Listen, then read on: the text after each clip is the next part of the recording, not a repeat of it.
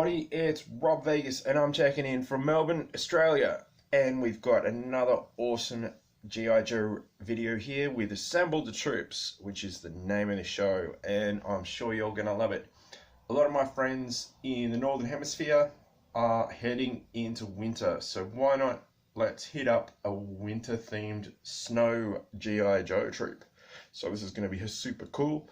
Here in Melbourne, of course, in Australia and the rest of the Southern Hemisphere, it's going into summer, so things are heating up just like they do on Assemble the Troops. So what we're going to do is grab our gear, we're going to head on over to Rob Vegas Technology Center, and we're looking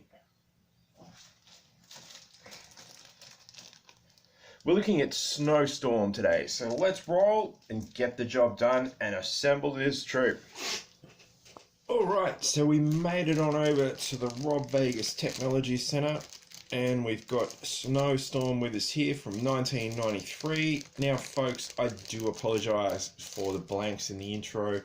I just forgot this figure's name, and I do apologise to Snowstorm about that, but yeah, sometimes when you get to the 1990s figures, the details are a bit sketchy on the best of days.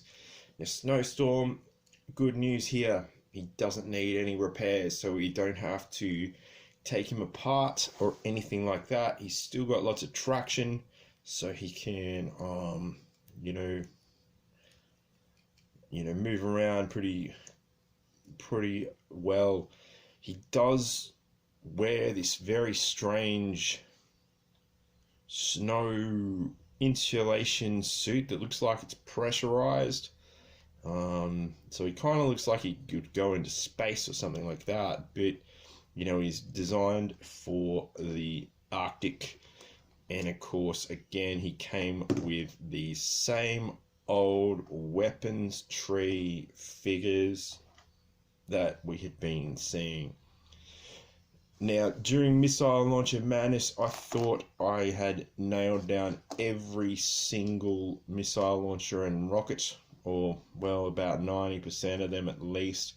But sadly, poor old mate Snowstorm has missed out on a missile launcher, as I believe it could be lost to time, so I do apologise, mate. The other thing with Snowstorm, there was, I think, at least 3 Arctic/Antarctic, depending on where the bears are, snow operations themed figures in the year 1993. So there was Iceberg and Frostbite, I believe, who had reissues in that year. So there was a lot of snow themed G.I. Joe action going on. There was a snow-themed Cobra vehicle as well that year, and maybe a Snow Serpent reissue, or he might be from the year before, because I don't think he had a rocket launcher, or like a 1990s rocket launcher, so good for him. But yeah, he's a pretty cool figure. You can probably find him really cheap because, again, 1990s G.I. Joe stuff is not highly regarded, and rightfully so. Again, they could have packaged him with some pretty simple stuff to make massive improvements. I would have liked a backpack that would have, helped to explain how his snow pressurized suit works. Of course, as always, a black machine gun would have helped instead of the old white accessories tree gear that he did come with. And yeah, that is a shame, which lets down what could potentially be a cool figure.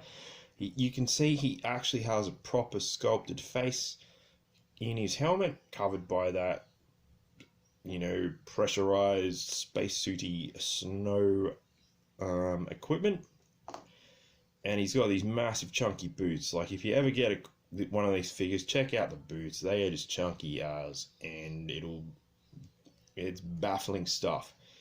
But at the end of the day, Snowstorm is cool. He's part of the collection. I've been able to reassemble him and get him back with all of his accessories except for a couple. And yeah, if you can catch him, I think there's another color scheme that came out, which is white with like green and stuff on it. Whatever floats your boat, it's all good. And yeah, cool figure. Anyway, I'm going to sign out for now. Like, subscribe, share the video with your friends as you always do.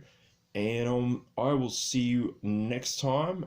And until then, keep on rocking and stay cool. Like Snowstorm. All right.